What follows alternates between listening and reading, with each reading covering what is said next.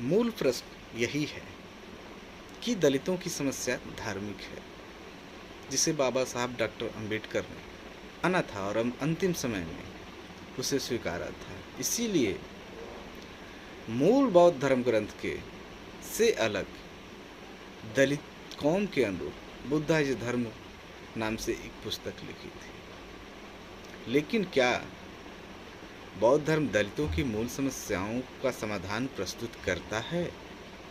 ये गंभीर सवाल है। पर यह वर्ग कब तक धर्मांतरण के फेर में पड़ा रहेगा? समस्या यही है कि हमारे पास धर्म नहीं है तो वो बनाया जा सकता है, छोटा हो सकता है, कमज़ोर हो सकता है, लेकिन वह अपना होना चाहिए। दूसरे का धर्म या घर या व्यवस्था चाहे जितनी अच्छी या बड़ी हो, उसमें जाकर हम किराए या दूसरी नागरिकता प्राप्त करेंगे, उसके मालिक नहीं हो सकते, उसमें आज़ादी से हम रह नहीं सकते। यह बात बहुत गंभीर है। इसके पास लोकवाद का धारदार दर्शन और दलित संतों के हृदय की निर्मल वाणी है। किसके पास? दलित कौम के पास। फिर इतनी समृद्ध परंपरा को लेकर भी यह अपना चिंतन संसार को क्यों नहीं दे सकता?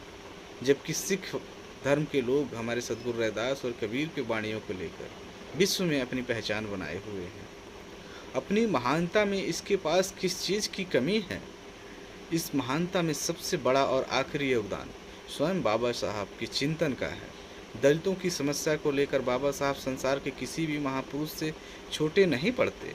वास्तव में यदि बाबा साहब के पास इस समय भारत के तमाम दलित संतों का साहित्य उपलब्ध होता तो वे बुद्ध की शरण में जाने के बजाय अपने संतों के डिग बैठते। तब वे त्रिपिटक में माथा पच्ची कर सिर खपाने के बजाय निर्गुण शब्दवाणी की गंगोत्री में आनंद स्नान करते। ये डॉक्टर धर्मवीर अपने विश्लेषण में कह रहे हैं। उन्हें मजबूरी में ही इतनी दूर जाना पड़ा था, अन्यथा वे अपना ही महत्व बनाते। यहाँ बौद्ध धर्म की आलोचना करने का अवसर नहीं है, लेकिन लगता है कि धार्मिक युद्ध के इस हौदे में बाबा साहब ठीक से बैठ नहीं पाए हैं। बौद्ध धर्म से कुछ लेने के बजाय उन्हें उसे देना ज़्यादा पड़ गया है। बौद्ध धर्म दलितों को क्या दे सकता था? उल्टे दलितों का काम यह हो गया है कि वे बौद्ध धर्म पर लगाए गए ऐतिहासिक लाछनों को अपने सिर पर ढोएं। सही बात यह है कि बाबा साहब ने बौद्ध धर्म अख्तियार कर दलितों की समस्याएं उभार कर बताई हैं। उन्हें छोड़ा या भुलाया नहीं जा सकता, पर उनका समाधान अंतिम रूप से हमारा दलित संत है। बौद्ध दर्शन में हिंदुओं के मोक्ष से छुटकारा मिलता है, पर निर्वाण के सिद्धांत का नया झमेला खड़ा हो जाता है। जरूरी यह है कि मोक्ष, कैवल्य और निर्वाण की पूरी शब्दावली को ही छोड़ा जाए। बौद्ध धर्म में जाकर पुनर्जन्म और परलोक के सिद्धांत का भी ठीक से खंडन नहीं हो पाता, जिसकी दलितों की बहुत आवश्यकता पड़ती है।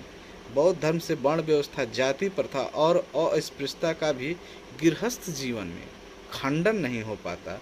वह इनका खंडन केवल भिक्षु वर्ग में कर पाता है। यहाँ कबीर का चिंतन ही कमल की तरह खिलता है कि बहुरी हम काहे आवेंगे, तथा जो तू बाभन ब्राह्मणी जाया, आन बाट काहे नहीं आया। यही दलित चिंतन का स्वतंत्र विकास है।